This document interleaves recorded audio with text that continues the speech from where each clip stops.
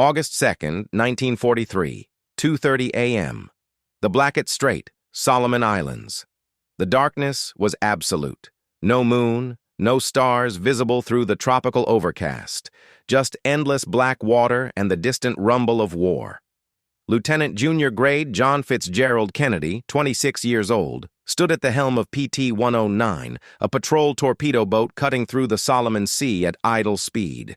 His crew of 12 men were at their stations, eyes straining into the darkness, searching for Japanese destroyers known to be running supplies down what the Americans called the slot. What happened in the next few minutes would transform a wealthy Boston politician's son into a war hero. But more importantly, it would reveal something profound about leadership, survival, and the choices men make when death comes calling in the Pacific night. This is the true story of PT-109. No Hollywood embellishment needed. The reality was extraordinary enough. Before we dive into that fateful night, tell us where you're watching from. We love connecting with viewers worldwide who appreciate real stories of courage under impossible circumstances. John Kennedy wasn't supposed to be in combat at all. His medical history read like a catalog of disqualifications: chronic back problems from a football injury at Harvard, recurring stomach issues, and various other ailments that should have kept him stateside. But Kennedy had connections. His father, Joseph P. Kennedy Sr., was one of the wealthiest and most politically connected men in America, former ambassador to Great Britain, a man who could make phone calls that opened doors. Jack Kennedy didn't want those doors open to avoid service. He wanted them open to get into service. After Pearl Harbor, the Navy initially rejected him due to his back problems. Kennedy spent months doing exercises, gaining weight, and eventually leveraging his father's connections with the Office of Naval Intelligence to secure a desk job in Washington. But that wasn't enough for Jack Kennedy. While his older brother Joe Jr. was flying combat missions, Jack pushed for sea duty. He volunteered for PT boats, the smallest, fastest, most dangerous vessels in the Navy's inventory. Motor Torpedo Boat Squadron Training Center, Melville, Rhode Island, early 1943. Kennedy arrived for training on the craft that would make him famous. PT boats were something new in naval warfare. 80 feet long wooden hulls powered by 3 Packard Marine engines, producing 4,500 horsepower combined. Top speed, 41 knots, nearly 50 miles per hour on water. They were built by Elko and Higgins, boat manufacturers who'd never made military vessels before the war. Plywood and mahogany construction kept them light and fast. 4 torpedoes, machine guns, and a crew of 12 to 14 men. The Navy called them mosquito boats. Fast, annoying, deadly in swarms. The crews called them something less flattering. PT stood for Patrol Torpedo, one veteran recalled. But we said it meant plywood target. Those boats were fast and maneuverable, but one good hit and you were swimming. Kennedy excelled in training.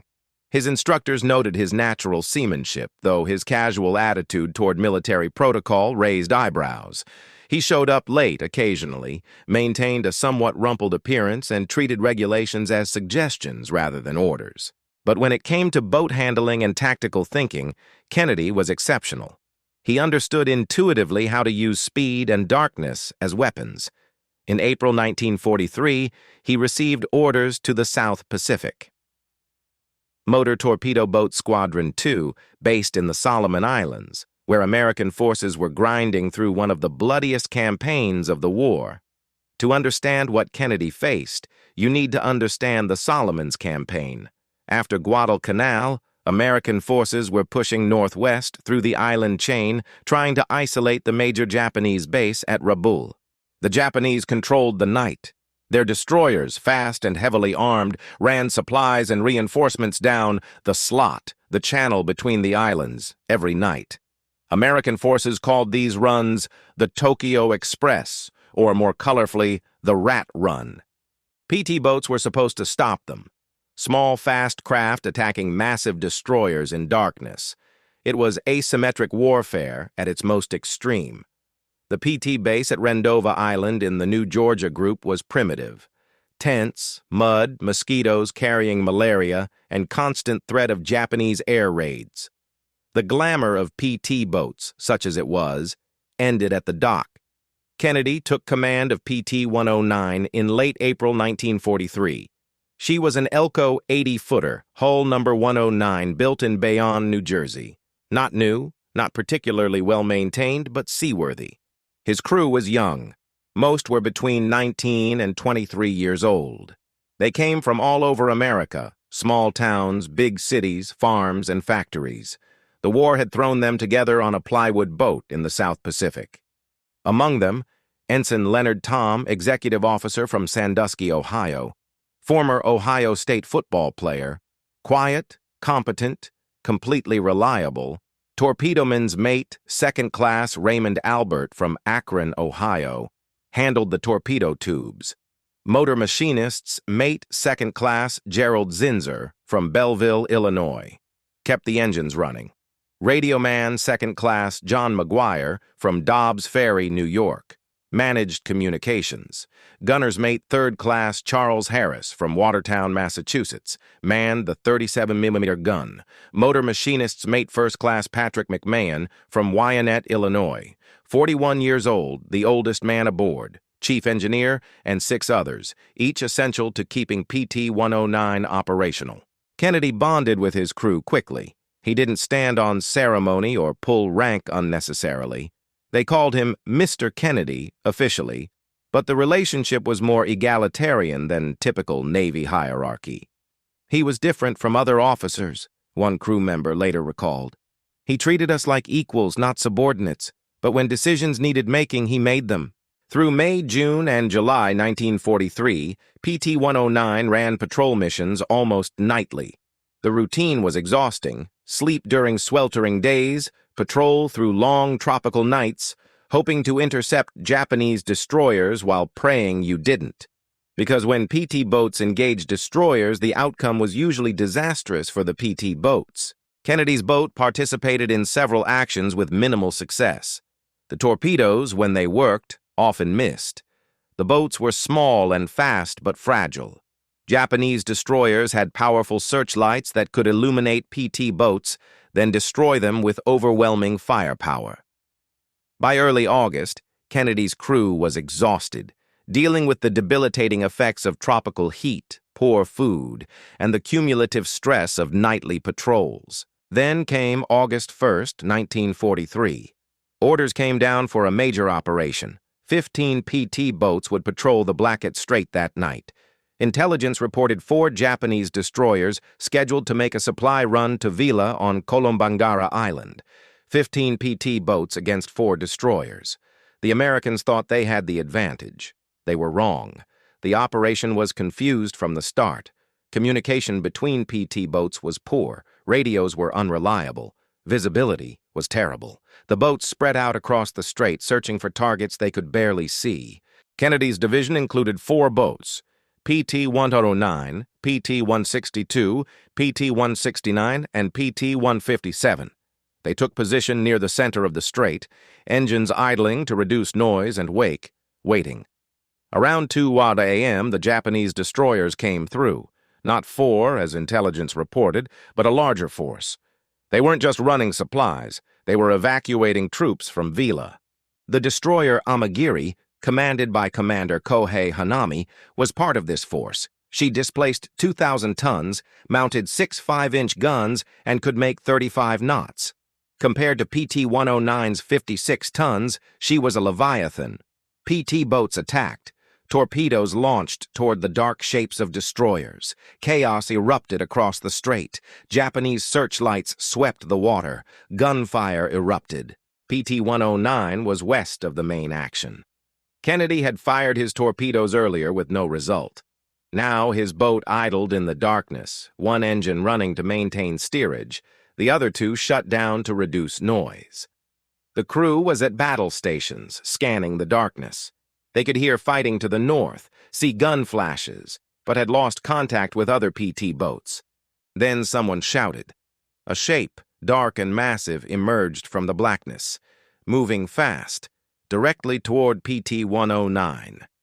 Kennedy grabbed the controls, hit the engine starters.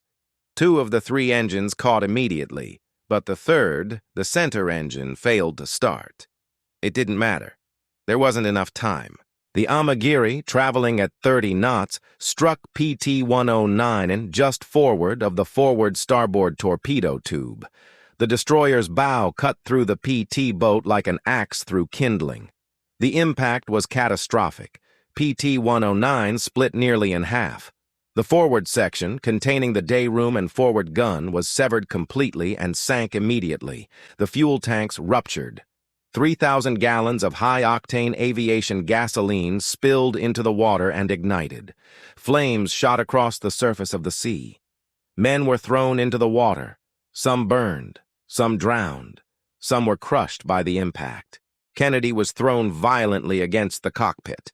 His chronically bad back absorbed the impact, causing excruciating pain that would plague him for the rest of his life. The Amagiri continued on, unharmed. Commander Hanami didn't even realize he'd struck an enemy vessel. In the darkness and confusion, his lookouts thought they'd hit a log or debris. The after section of PT-109 from the cockpit back somehow remained afloat. The watertight compartments aft held just enough air to keep the wreckage from sinking. Kennedy surfaced, gasping, surrounded by burning gasoline. Through the flames, he could hear men calling out. He swam toward the wreckage. "Mr. Kennedy! Mr. Kennedy!" The calls came from multiple directions. Kennedy began accounting for his crew in the darkness. Some had made it to the floating wreck. Others were in the water, some injured, all terrified. Ensign Tom was there, helping pull men from the water. They began calling names, trying to count survivors. 2 men were missing immediately: Andrew Jackson Kirksey, Torpedo Man's mate, and Harold Marney, Torpedo Man's mate. They'd been in the forward section when it was severed. Gone instantly, killed on impact or drowned in seconds as the bow section sank. That left 11 survivors. But where was McMahon? Patrick McMahon had been in the engine room when the destroyer struck. He'd been thrown into the burning gasoline on the water's surface. His face, hands, and arms were horribly burned. Kennedy heard him calling weakly from the darkness. Without hesitation, Kennedy swam into the flames toward McMahon's voice. The risk was extraordinary. The water was covered with burning fuel. But Kennedy kept swimming, found McMahon barely conscious, and dragged him back to the floating wreck. For the next hour, the survivors clung to the wreckage. The hull was slowly sinking as water infiltrated the remaining compartments. The tropical night was pitch black. No other PT boats came to investigate. As far as the rest of the squadron knew, PT-109 had simply vanished. Kennedy made a decision. They couldn't stay with the wreckage. It would sink by dawn, leaving them exposed in open water. There were islands nearby. They would swim for one. But McMahon couldn't swim. His burns were too severe. Several other men were injured or weak swimmers. Kennedy cut a strap from a life jacket. He told McMahon to bite down on one end. Kennedy would hold the other end in his teeth and tow him. Then, around 2 p.m. on August the 2nd, after clinging to the wreckage for nearly 12 hours, the 11 survivors began swimming. The nearest island was about 3 miles away. Plum Pudding Island, the Americans called it, though its real name was Casolo Island. A tiny speck of coral and palm trees, maybe 100 yards across. Kennedy towed McMahon. The strap clenched between his teeth, pulling the badly burned engineer through the water. The swim took 5 hours. 5 hours of swimming through tropical water, pulling a man unable to swim himself, while Kennedy's own back screamed with pain from the collision.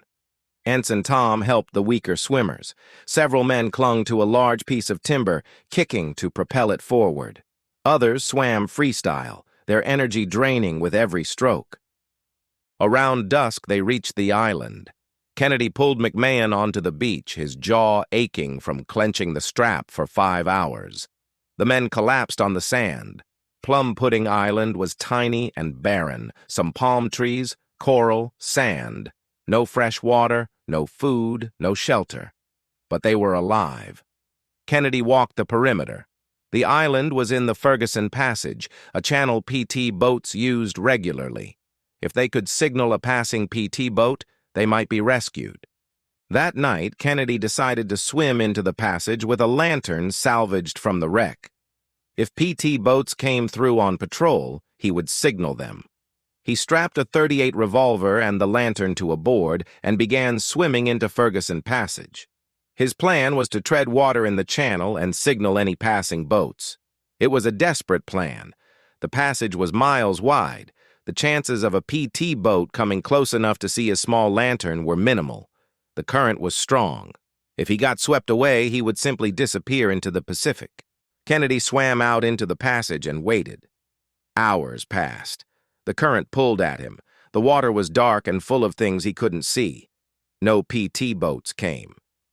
As dawn approached, Kennedy tried to swim back to the island, but the current had carried him far from his starting point. He struggled against it, exhausted, his back radiating agony. He nearly drowned. The current swept him past the island. Only by luck did he wash up on a reef near the island as the sun rose. Tom found him on the reef, barely conscious, vomiting seawater. They pulled him back to the relative safety of the island. Kennedy had failed to make contact, but he'd tried. His men saw their officer risk his life trying to save them. August 3rd. The men were desperate for water. The tropical sun was brutal. Coconuts provided some fluid, but not enough. Japanese barges patrolled constantly. The men hid under palm fronds, watching enemy vessels pass within shouting distance. Kennedy decided they needed to move to another island, Olasana Island, about a mile southeast. It was larger and might have coconut trees with drinkable fluid. More importantly, it was closer to Nauru Island, where he'd heard PT crews sometimes cached supplies. That afternoon, they swam again. Kennedy again towed McMahon. The swim was shorter, but still exhausting. Olasana had more coconuts, but still no fresh water. The men were growing weaker. McMahon's burns were infected. Several men had coral cuts that were turning septic in the tropical conditions. That night, Kennedy and Ensign Barney Ross swam to Nauru Island to search for supplies. They found a small dugout canoe and a crate with Japanese supplies, including some crackers and candy. More importantly, they found evidence that coast watchers, Allied scouts operating behind Japanese lines, were active in the area. Kennedy carved a message on a coconut shell. Noro ISL Commander Native Nose Posset 11. Alive need small boat Kennedy. It was a long shot, but what else could they do? What Kennedy didn't know was that Allied coast watchers had already spotted them. Lieutenant Arthur Reginald Evans, a New Zealand officer, and Sub-Lieutenant Reginald Evans, an Australian, operated coast watcher stations in the area, working with native scouts. Two Solomon Islanders, Biuku Gasa and Eroni Kumana, had spotted the survivors on Olasana Island while paddling their dugout canoe. They recognized the men as Americans, not Japanese. On August 5th, Gasa and Kumana found Kennedy and Ross on Nauru Island. The meeting was tense at first, neither side certain of the other's intentions. But the Solomon Islanders understood. Kennedy gave them the coconut with his carved message. Through gestures and broken English, he communicated the desperate situation. Gasa and Kumana paddled 35 miles through Japanese-controlled waters to deliver the coconut to the Coast Watcher station. When the coconut reached Lieutenant Evans, the rescue operation began immediately. Evans sent 7 Solomon Islanders in a large war canoe with a message for Kennedy. On His Majesty's service, you have been in paradise, we will come. The canoe reached Kennedy on the evening of August 6th. The Solomon Islanders brought food, water, and instructions. A PT boat would attempt rescue the following night. Kennedy hid in the bottom of the canoe, covered with palm fronds, while the Solomon Islanders paddled him to Gomu Island, where Evans's Coast Watcher station was located. At the station, Kennedy met Evans and provided details about his crew's location and condition. Plans were finalized for the rescue operation. August 7, 1943, PT-157, commanded by Lieutenant William Libanow, departed the PT base at Rendova with Kennedy aboard as guide. The operation was delicate. Blackett Strait was still controlled by the Japanese at night. PT-157 had to navigate in darkness to Olasana Island, pick up Kennedy's crew, and return before dawn. Kennedy stood at the bow, guiding Liebenau through the reefs and channels. His knowledge of the area, gained during those desperate days island hopping, proved invaluable. Around midnight, PT-157 approached Olasana Island. Kennedy called out to his crew, identifying himself. The men emerged from hiding, scarcely believing rescue had finally come. They helped McMahon and the other injured men aboard. After 6 days of survival on coral islands, drinking coconut milk, eating coconuts and crackers, hiding from Japanese patrols, they were finally safe. PT-157 returned to base without incident. At Rendova, the crew of PT-109 was treated for injuries, dehydration, and exhaustion. McMahon's burns required extensive medical treatment.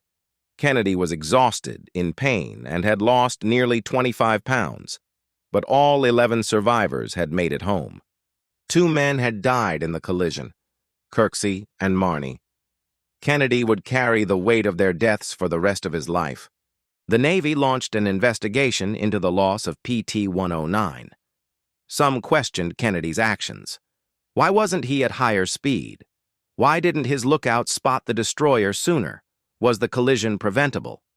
Commander Thomas Warfield, squadron commander, concluded that the collision was not Kennedy's fault. The darkness had been absolute. The destroyer had approached at high speed. Kennedy's subsequent actions in saving his crew demonstrated exceptional leadership. Not only was Kennedy cleared of any wrongdoing, but he was recommended for the Navy and Marine Corps Medal for his rescue of McMahon and leadership of the survivors. The official citation read, "For extremely heroic conduct as commanding officer of motor torpedo boat 109 following the collision and sinking of that vessel in the Pacific War Theater on August 1-2, 1943, Lieutenant Kennedy personally rescued 3 men, one of whom was seriously injured. During the following 6 days, he succeeded in getting his crew ashore, and after swimming many hours attempting to secure aid and food, finally effected the rescue of the crew." Kennedy also received the Purple Heart for injuries sustained in the collision. The story became public in August 1944 when John Hersey, a reporter for The New Yorker, published Survival, a detailed account based on interviews with Kennedy and his crew. The article was later condensed in Reader's Digest, reaching millions of Americans. Suddenly, Jack Kennedy was famous. The wealthy politician's son who'd pulled strings to get into combat had proven himself under fire. He'd saved his men's lives through personal courage and determination. But Kennedy himself struggled with the fame. When someone called him a hero, he famously replied, "It was involuntary. They sank my boat." His back injuries, aggravated by the collision and the subsequent swimming, worsened throughout late 1943 and 1944. He continued PT boat operations for several months, taking command of PT-59, which was converted to a gunboat. In several actions in October 1943, PT-59 rescued Marines trapped on islands under Japanese fire. Kennedy's boat pulled 50 Marines to safety while under enemy fire, adding to his combat record. But his back pain became unbearable. By December 1943, he was hospitalized.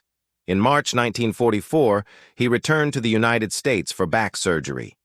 He was medically discharged from the Navy in March 1945. His combat service concluded. The survivors of PT-109 scattered after the war, returning to the lives the war had interrupted. Patrick McMahon, the badly burned engineer, recovered from his injuries and lived until 1990. He remained grateful to Kennedy for saving his life, maintaining contact with him through the years. Ensign Leonard Tom returned to Ohio, worked as a school teacher and coach. He attended Kennedy's presidential inauguration in 1961. Raymond Albert returned to Akron, Ohio, worked in manufacturing. He never forgot swimming for 5 hours to reach Plum Pudding Island. John McGuire, the radio man, became a successful businessman. He was at Kennedy's side during political campaigns, a visible reminder of the PT-109 story. Several crew members attended Kennedy's wedding to Jacqueline Bouvier in 1953. They were present at political rallies during his congressional and senatorial campaigns. They watched as their former skipper rose from congressman to senator to president. The bond forged in those 6 days on Coral Islands never broke. These men had survived together. They'd trusted Kennedy with their lives, and he'd brought them home. The PT-109 story became central to Kennedy's political identity. When he ran for Congress in 1946, PT-109 was featured prominently. Veterans remembered. Voters appreciated a war hero running for office. When he ran for Senate in 1952, PT-109 was again highlighted. Kennedy's campaign distributed coconut shell tie clips referencing the famous carved message. During his presidential campaign in 1960, the story took on almost mythic proportions. Here was a candidate who'd faced death, saved his men through personal courage, survived against impossible odds. Hollywood took notice. In 1963, Warner Brothers released PT-109, a feature film starring Cliff Robertson as Kennedy. The movie took liberties with facts, but captured the essence of the story. Kennedy himself was ambivalent about the attention. He understood its political value, but remained uncomfortable with hero worship. He'd lost 2 men. Others had done more, suffered more, deserved recognition more. But the public loved the story because it said something meaningful about character. When tested under extreme conditions, this wealthy, privileged young man had demonstrated courage, selflessness, and determination. PT-109's loss was one incident among thousands in the Pacific War. 2 men died, 11 survived. Strategically, it meant nothing. The Tokyo Express continued running. The Solomons campaign ground forward. But the incident revealed something important about leadership that transcends military context. Kennedy made mistakes that night. Operating at slow speed in hostile waters. Perhaps inadequate lookout procedures. Definitely bad luck in having a destroyer appear from the darkness. But when disaster struck, Kennedy didn't freeze. He didn't abandon his men. He made decisions, took action, accepted responsibility, swimming for 5 hours towing a badly burned man, swimming into Ferguson Passage alone to signal for rescue, swimming between islands searching for help. These actions weren't required by duty. They went beyond what anyone could have demanded. Kennedy chose to do them because his men needed him to. The message he carved on that coconut shell, now preserved at the Kennedy Library, represents something profound. 11, alive need small boat. Not I need rescue, not save me, but 11 alive. His crew, his responsibility. His mission was keeping them alive. The PT-109 experience shaped everything that came after. Kennedy entered politics in 1946, driven partly by the death of his older brother Joe Jr., who'd been killed in a bomber explosion over England in 1944. The back injuries from the collision plagued him constantly. He underwent multiple surgeries, took pain medication regularly, wore a back brace for the rest of his life. The physical cost of that August night never fully healed. He served in Congress from 1947 to 1953, then the Senate from 1953 to 1960. His Senate career was marked by his book, Profiles in Courage, which won the Pulitzer Prize, and his increasing national prominence. In 1960, he won the presidency, becoming at 43 the youngest elected president in American history. The campaign heavily featured his war record. PT-109 was the proof that this young senator had been tested under fire and not found wanting. As president, Kennedy kept the coconut shell on his desk in the Oval Office. Encased in plastic, mounted on a wooden base, it sat there as a reminder of those 6 days when he'd been responsible for 11 lives on a coral island. When advisors recommended courses of action, when military brass pressed for specific operations, when political pressure mounted, Kennedy could look at that coconut and remember what it meant to make decisions when lives hung in the balance. Historical analysis of the PT-109 incident has evolved over decades. Some historians argue Kennedy's boat shouldn't have been in that position, that better lookout procedures would have spotted the Amagiri sooner, that operating at low speed in hostile waters showed poor tactical judgment. These criticisms have merit. Kennedy was not a perfect officer. PT boat operations in the Solomons were confused, poorly coordinated, and often ineffective. The collision might have been preventable with better procedures. But focusing solely on the mistakes misses the larger story. Every combat leader makes mistakes. The question is what happens next. Kennedy's actions after the collision, his determination to save his crew, his willingness to risk his life repeatedly to secure rescue, these define his character more than any tactical errors. The men who served with him never questioned his leadership. They trusted him with their lives and would have served with him again without hesitation. John F. Kennedy was assassinated in Dallas on November 22, 1963. The nation mourned.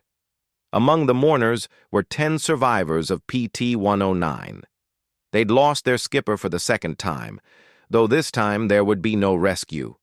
The story of PT-109 became part of American mythology. It's taught in schools, featured in documentaries, referenced in discussions of leadership and courage. The actual PT-109, or what remains of her, lies in 1,200 feet of water in the Blackett Strait. The forward section, severed by the Amagiri, sank immediately.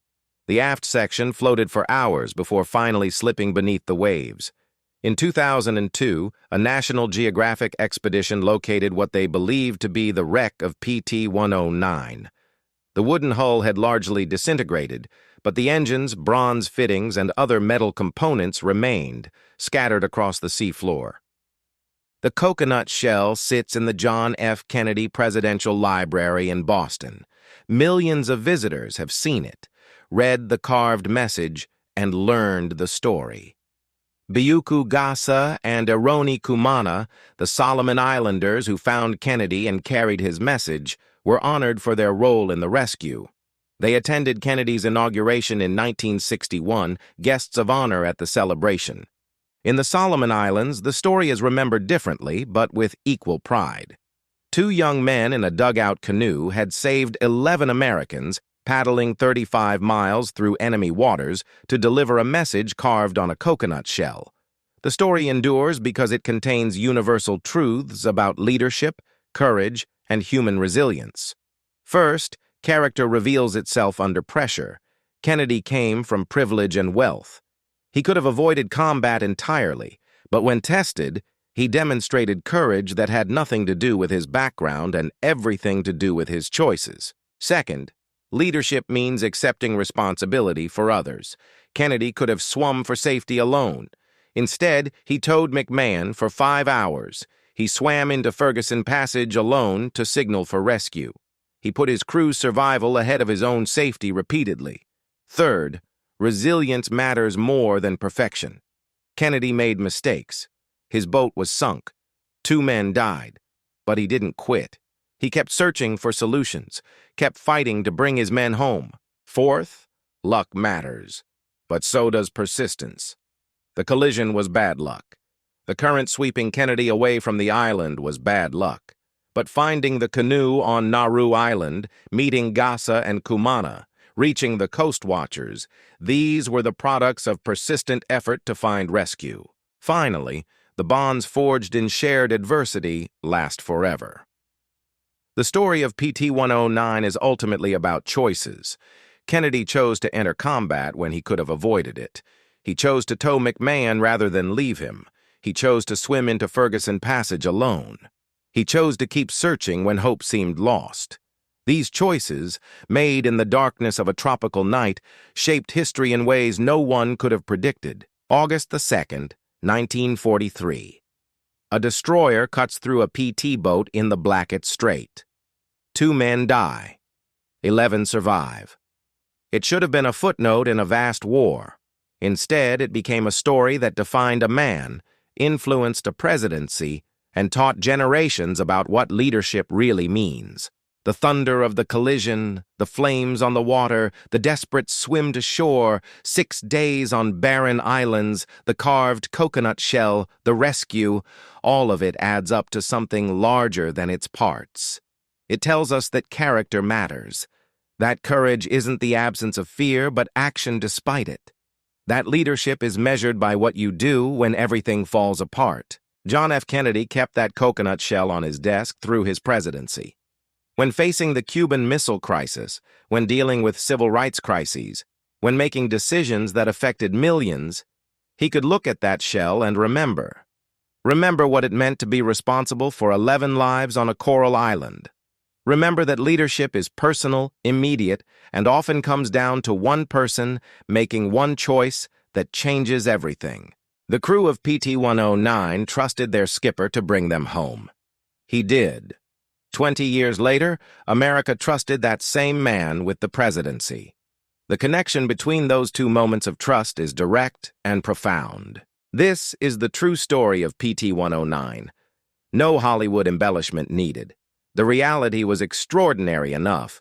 11 men alive because one man wouldn't quit.